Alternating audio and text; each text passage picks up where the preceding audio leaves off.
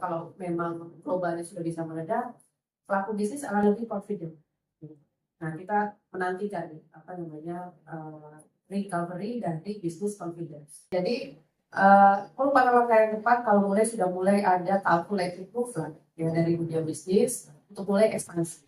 Ya, karena dari sisi kebijakan sebenarnya dukungannya udah lumayan maksimal. Suku bunga sudah turun, likuiditas sudah naik gitu kan ya. Tinggal gerakannya aja. Tapi memang sekali lagi awal tahun 2026 globalnya sedemikian volatile ya wajar. Tapi menurut saya mungkin kalau isu globalnya bisa sedikit mereda ya, pastinya dari Amerika sendiri mungkin nggak akan sampai pengen gitu ya konflik politiknya terlalu tinggi karena akan hurt ekonomi Amerika itu sendiri gitu kan. Jadi mereka pasti mau tetap berjalan kembali. Nah, kita lihat apakah ini berangsur akan mereda, ya semoga ya. Nah, kalau memang globalnya sudah bisa mereda, pelaku bisnis akan lebih confident. Nah, kita menantikan recovery dari business confidence. Hanya mungkin nggak terlalu beda jauh dibanding tahun lalu ya, untuk dari sisi ekonomi global. Kita tahu awal tahun diwarnai dengan invasi Amerika ke Venezuela, ya. Kemudian terjadi krisis di Iran, ya, sosial politik di Iran.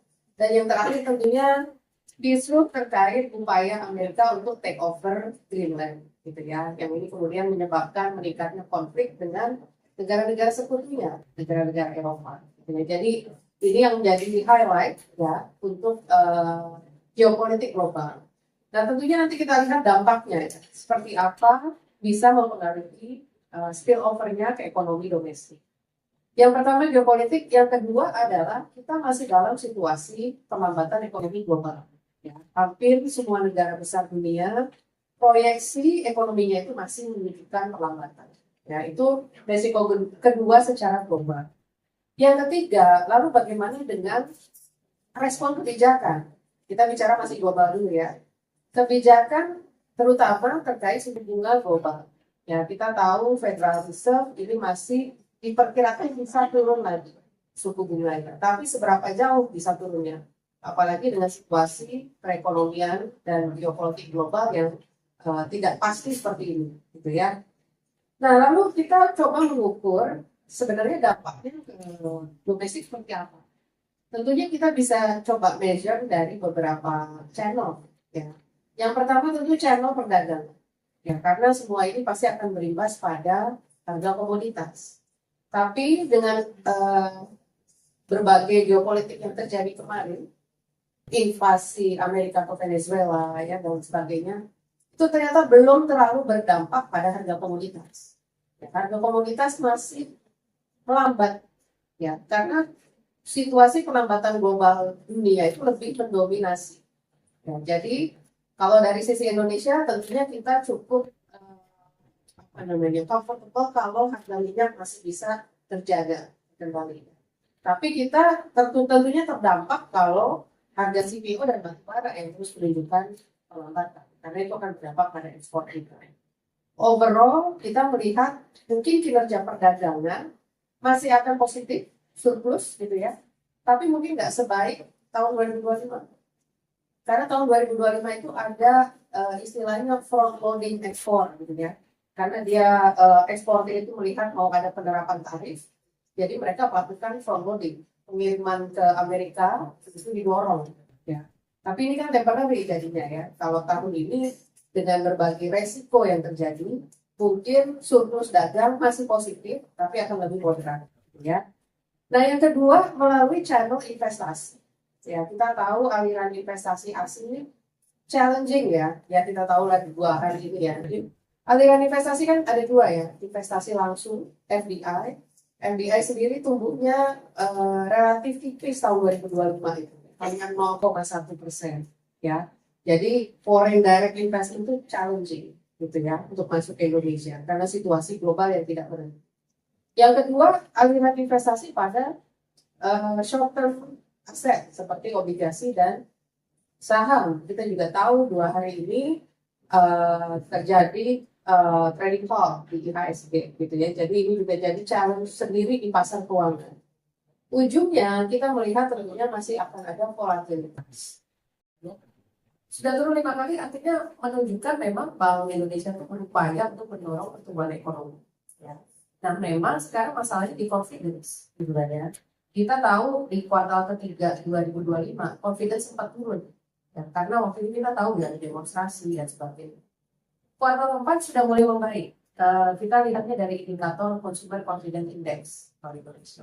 Cuma memang kalau lihat pelaku bisnis ya, kalau konsumen kan consumer confidence itu kan mengukur confidence-nya konsumen sebenarnya. Yang memang banyak bantuan stimulus dari pemerintah. Tapi memang kalau pelaku bisnis itu memang masih cenderung hati-hati, kelihatan gitu ya, melihat-lihat dulu gitu kan ya. Nah, memang bagaimana pemerintah dan Bank Indonesia bisa membangkitkan atau membuat confident bisnis ya, itu untuk pulih. Nah, tantangannya tuh nggak hanya domestik sebenarnya. Kalau kebijakan tadi sudah akomodatif gitu ya. Tapi kalau pelaku bisnis melihat situasi global misalnya, apalagi yang bergerak pada industri ekspor, mereka kan pasti masih tetap akan hati-hati. Ya. Jadi menurut saya dari sisi pemerintah dan Bank Indonesia terus harus mengkomunikasikan ya, kebijakannya, outlook-nya. Dan memang dari sisi perusahaan, ya kita memang sudah mulai harus melihat bahwa ini mungkin situasi global new normal. Gitu kan. Dalam beberapa tahun kan kita memang akan tetap melihat situasi yang fluktuatif selama Donald Trump masih menjadi presiden Amerika. Gitu kan, ya. Jadi merupakan langkah yang tepat kalau sudah mulai ada calculated move ya, dari dunia bisnis untuk mulai ekspansi. Ya, karena dari sisi kebijakan sebenarnya dukungannya udah lumayan maksimal. Suku bunga sudah turun, likuiditas sudah naik gitu kan ya. Tinggal gerakannya aja. Tapi memang sekali lagi awal tahun 2026 globalnya sedemikian volatile ya wajar.